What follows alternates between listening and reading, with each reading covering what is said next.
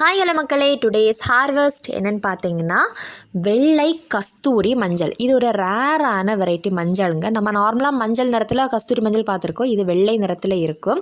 சரி, ரொம்ப நாள் ஆச்சு. அந்த பிளான்ட் நல்லா பட்டு போயிட்டு சரி ஹார்வெஸ்ட் பண்ணலன்னா அது அப்படியே இருந்து அழுகிடும். சரி ஹார்வெஸ்ட் பண்ணி எடுத்தோம், அந்த க்ரோ பேக்கே கிழிச்சு எடுத்துட்டோம். ஏன்னா ஃபுல்லாகவே பார்த்திங்கன்னா அதுக்குள்ளே கஸ்தூரி மஞ்சளுங்க. எல்லாமே பார்த்திங்கன்னா நல்லா சூப்பராக அந்த க்ரோ பேக் நிறைய இருந்துச்சு கஸ்தூரி மஞ்சள். அவ்வளோவுமே ஃபுல்லாகவே நிறைஞ்சிருந்துச்சு.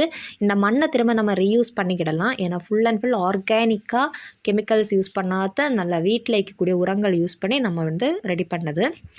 சரி, இந்த கஸ்தூரி மஞ்சள்னால என்னென்ன பெனிஃபிட்ஸ் அப்படிங்கிறத நான் இன்னொரு வீடியோவில் உங்களுக்கு பதிவு பண்ணுறேன்.